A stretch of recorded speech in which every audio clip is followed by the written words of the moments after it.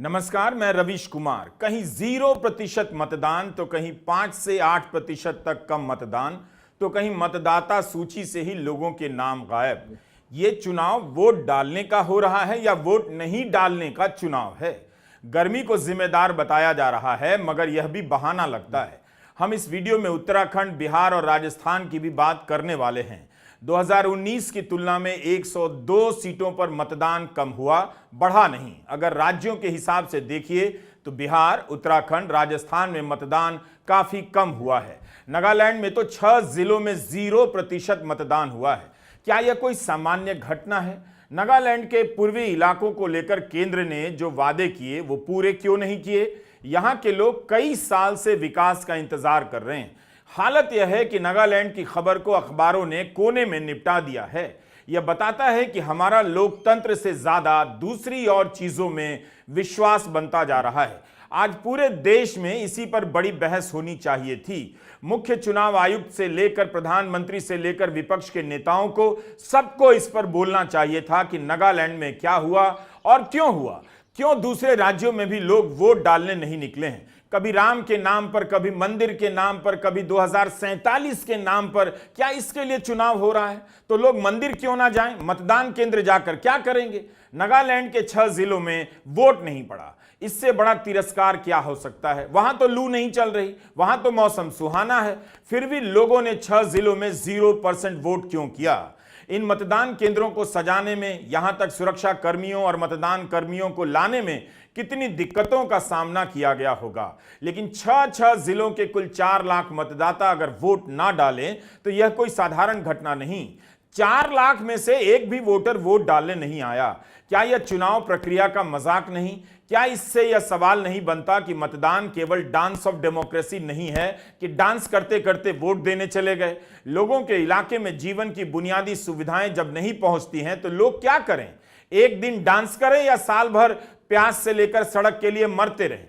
आखिर इतना मीडिया, इतने अखबार डांस ऑफ डेमोक्रेसी बताने में लगे हैं तो लोग मतदान केंद्रों में डांस करने क्यों नहीं गए? नागालैंड के इन मतदान केंद्रों पर तो मतदाता छोड़िए, कोई डांसर भी नजर नहीं आ रहा। चुनाव आते ही अखबारों और चैनलों के कार्यक्रमों के नाम पूरे चुनाव को चिरकुट बना डालते हैं। लगता ही नहीं कि लोगों के लिए चुनाव हो रहा है। या तो मोदी के लिए चुनाव हो रहा है या किसी और नेता के लिए। हर समय सर्वे चल रहा होता है या फिर डिबेट शो में नेता और कार्यकर्ता एक दूसरे पर कुर्सियां फेंक रहे होते हैं। क्या यही परिपक्व लोकतंत्र का आचरण है? तो आम आदमी अपने घर चला गया, लौट गया, तो आप करते रहिए डांस ऑफ डेमोक्रेसी। और कौन बनेगा प्रधानमंत्री टाइप के कार्यक्रम अपने स्टूडियो में बैठकर।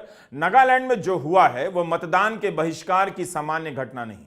इससे राज्य व्यवस्था का सर शर्म से झुक जाना चाहिए कि लोगों ने उसे किस तरह से रिजेक्ट कर दिया। यह तस्वीर नागालैंड के मंत्री के घर के बाहर की है। पाइवांग कोन्यांग का घर है। इन्हें मतदान केंद्र पर जाने से रोका गया। ईस्टर्न नागालैंड पीपल्स ऑर्गेनाइजेशन के वॉलंटियर ने घर को बाहर से घेर लिया। यही नहीं, राज्य सरकार के सलाहकार के घर को भी रोका गया, घेरा गया ताकि वे वोट ना डाल सकें। यहां एक विधायक को ईस्टर्न नागालैंड पीपल्स ऑर्गेनाइजेशन के वॉलंटियर घर से बाहर निकलने पर रोक रहे हैं। विधायक भी वोट नहीं डाल पाए। पूर्वी नागालैंड में विधानसभा की 20 सीटें हैं, इनमें से 4 सीटें तो बीजेपी के पास हैं। तो क्या बीजेपी के विधायकों ने भी वोट नहीं डाला? ईस्टर्न नागालैंड पीपल्स ऑर्गेनाइजेशन ने आह्वान किया था कि कोई वोट देने नहीं जाएगा। पूर्वी नागालैंड के 6 जिलों में करीब 4 लाख मतदाताओं ने वोट नहीं डाला। चुनाव आयोग का डेटा है कि नागालैंड में 56.91% मतदान हुआ है। कहां तो चर्चा इस पर होनी चाहिए कि देश के एक राज्य के लोगों की क्या मांगे हैं और वो मांगे कितनी सही हैं, मगर इस पर कोई बात नहीं। फरवरी मार्च 2023 में नागालैंड में विधानसभा चुनाव हुए। ईस्टर्न नागालैंड पीपल्स ऑर्गेनाइजेशन ने बहिष्कार का ऐलान किया, लेकिन गृहमंत्री ने हस्तक्षेप किया और आश्वासन दिया कि इन 6 जिलों को अलग प्रशासनिक यूनिट में बदल दिया जाएगा ताकि यहां के लोग अपना प्रतिनिधि चुनें और विकास के पैसे का अपने हिसाब से इस्तेमाल करें। तो फिर लोकसभा के चुनाव से पहले इनकी मांग क्यों नहीं मानी गई? ईस्टर्न नागालैंड पीपल्स ऑर्गेनाइजेशन अलग राज्य की भी मांग करता है। इनकी बातों को कौन सुन रहा था? हर बात को टालते जाइए, मगर 100% वोट ना देकर इन्होंने अपने मुद्दे को पूरे देश में पहुंचा दिया। कहां तो 100% मतदान का संकल्प लिया जा रहा था, इन 6 जिलों में 100% मतदान हुआ ही नहीं। बेहद चिंता का विषय है। नागालैंड में एनडीपीपी और बीजेपी की ही सरकार है। यहां एकमात्र लोकसभा की सीट एक ही है, एनडीपीपी के पास है, जो बीजेपी की पार्टनर है। इस पर तो आपका ध्यान नहीं गया होगा। इसी 12 अप्रैल को नरेंद्र मोदी की वेबसाइट पर एक लेख डाला जाता है कि मोदी सरकार ने नागालैंड के लिए क्या क्या कर दिया। इस आर्टिकल को पढ़ेंगे तो ऐसा लगेगा कि नागालैंड अमेरिका से भी आगे निकल चुका है। लिखा है कि नागालैंड विकास के पथ पर अग्रसर है, मगर इसी राज्य के 6 जिले के 4 लाख मतदाता इस दावे को नहीं मानते हैं कि विकास जीरो हुआ है, इसलिए वोट डालने नहीं गए।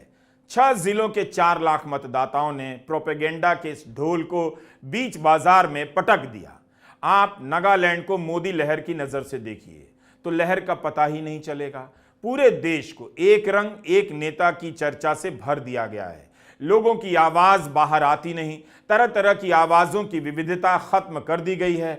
गोदी मीडिया में हर तरह से एक ही आवाज आ रही है, एक ही आवाज की बात हो रही है। तो एक दिन यही होगा जो नागालैंड के 6 जिलों में हुआ है।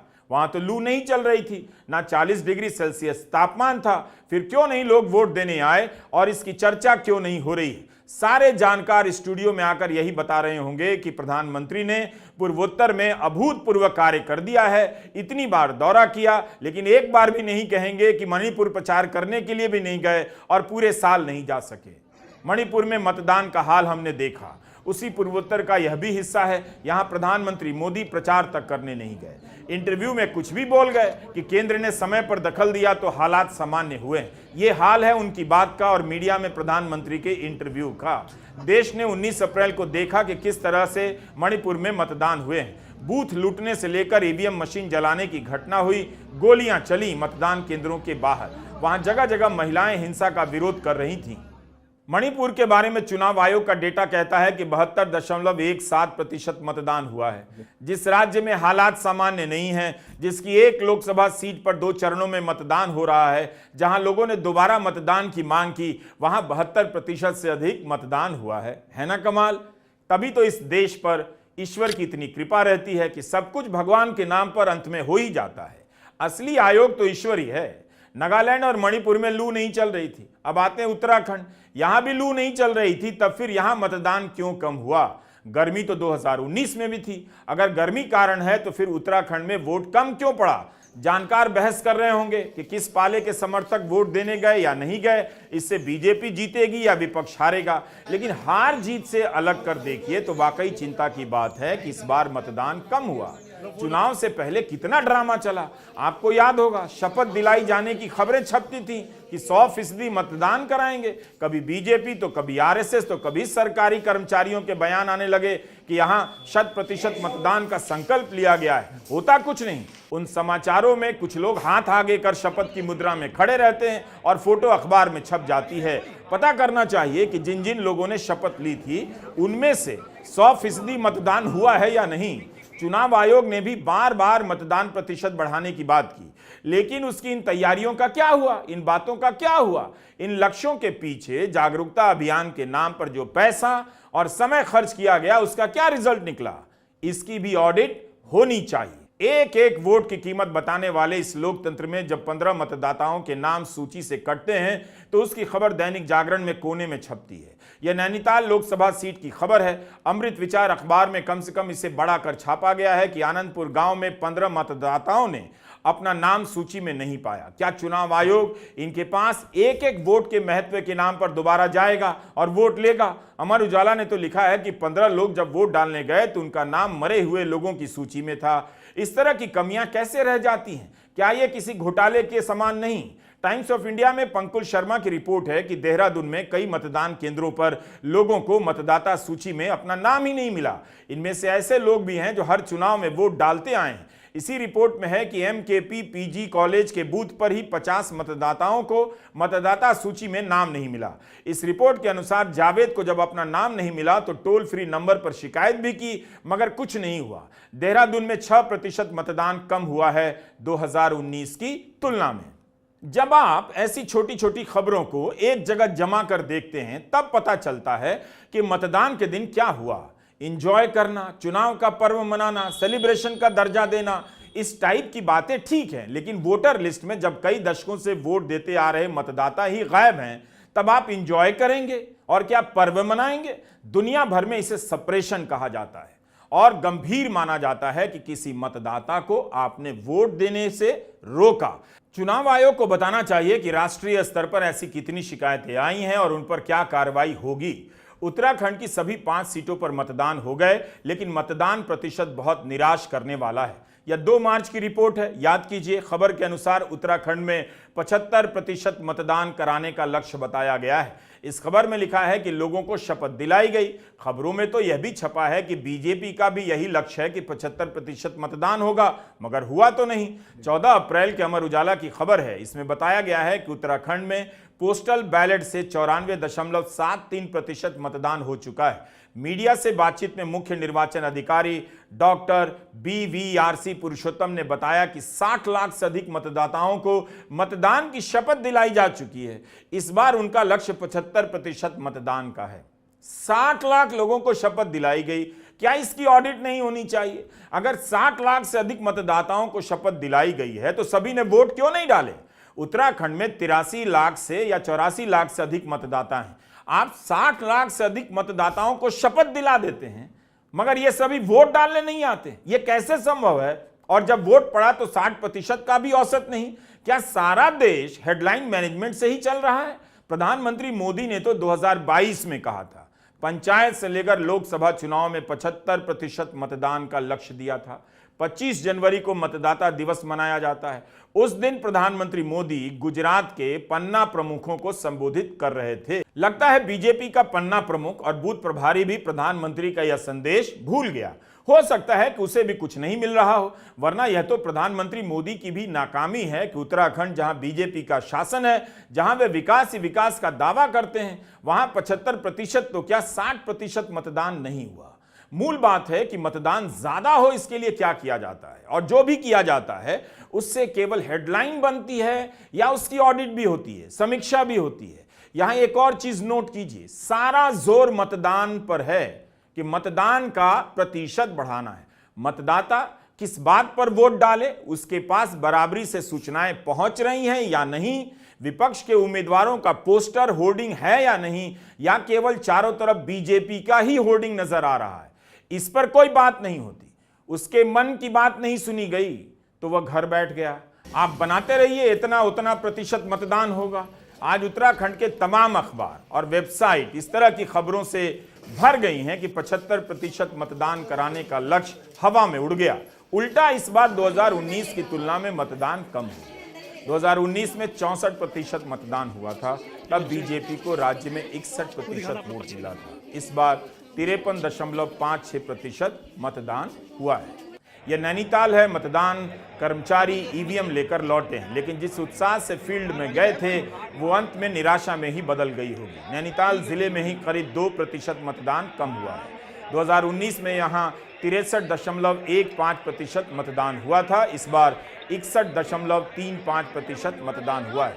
अल्मोड़ा में 2019 में 55% मतदान हुआ, इस बार तो 46.94% ही मतदान हुआ। मुख्य चुनाव आयुक्त किस आधार पर ANI से कह रहे थे कि उन्हें मतदाताओं में उत्साह दिख रहा है? जागरूकता अभियान के बारे में बताने लग गए, कहने लग गए कि इस बार युवा मतदाता वोट डालने निकलेगा। मतदान केंद्रों पर 75% मतदाता क्यों नहीं आया? उत्तराखंड में तो न तो गर्मी थी न लू चल रही थी। गढ़वाल में जहां से बीजेपी के हाई प्रोफाइल उम्मीदवार अनिल बलूनी चुनाव लड़ रहे हैं, वहां 50.84% ही मतदान हुआ है। मोदी के नाम पर चुनाव लड़ रहे हैं और मतदान 50% के आसपास। क्या इसके बाद भी अगर इनकी जीत हुई तो कहा जाएगा कि मोदी लहर से जीती? बेशक उन्हीं के नाम पर जीत रहे होंगे, लेकिन 50% से आसपास उसके मतदान के क्या कारण है? क्या वहां के मतदाता इतने निराश थे कि किसी के लिए वोट देने नहीं गए? 2019 के मुकाबले गढ़वाल में 5% कम मतदान हुआ है। कहां तो बढ़ जाना चाहिए, कहां वहां घट गया। यही नहीं, चुनाव आयोग से शिकायत की गई कि बलूनी जब वोट डालने गए तब उनकी वीडियो बनाई गई। उत्तराखंड के सामाजिक कार्यकर्ता अनूप नौटियाल ने अपने YouTube चैनल पर कम मतदान का विश्लेषण किया है। उनकी बातों को सुनिए तो पता चलेगा कि मतदाता मौसम के कारण नहीं, किसी और वजह से उदासीन हो चुका है। भले बीजेपी जीत जाए, लेकिन बेरोजगारी से लेकर महंगाई के मुद्दे पर जनता की उदासीनता बता रही है कि पोस्टर और होर्डिंग पर केवल नरेंद्र मोदी का फोटो लगा देने से और अकेला छाप देने से मतदाताओं में उत्साह पैदा नहीं हो जाता है। क्या आपने नोट किया कि ज्यादातर जगहों पर उम्मीदवारों के भी फोटो नजर नहीं आते, केवल मोदी का ही फोटो पोस्टर या होर्डिंग में नजर आता है। पत्रकार से लेकर विरोधी दल के नेता इस बात को उठा रहे हैं कि जिस पार्टी के पास हजारों करोड़ रुपए का चंदा है, उसके पोस्टर पर एक ही नेता का फोटो क्यों है? क्या अगर उसमें 2 या 3 नेताओं का फोटो आ जाता तो पोस्टर या होर्डिंग का बजट 3 गुना बढ़ जाता? 2019 के लोकसभा चुनाव में उत्तराखंड में बीजेपी ने सभी 5 सीटें जीत ली थी। इस बार भी ऐसा कुछ कहा जा रहा है, लेकिन 5 से 7% मतदान का कम हो जाना साधारण बात नहीं।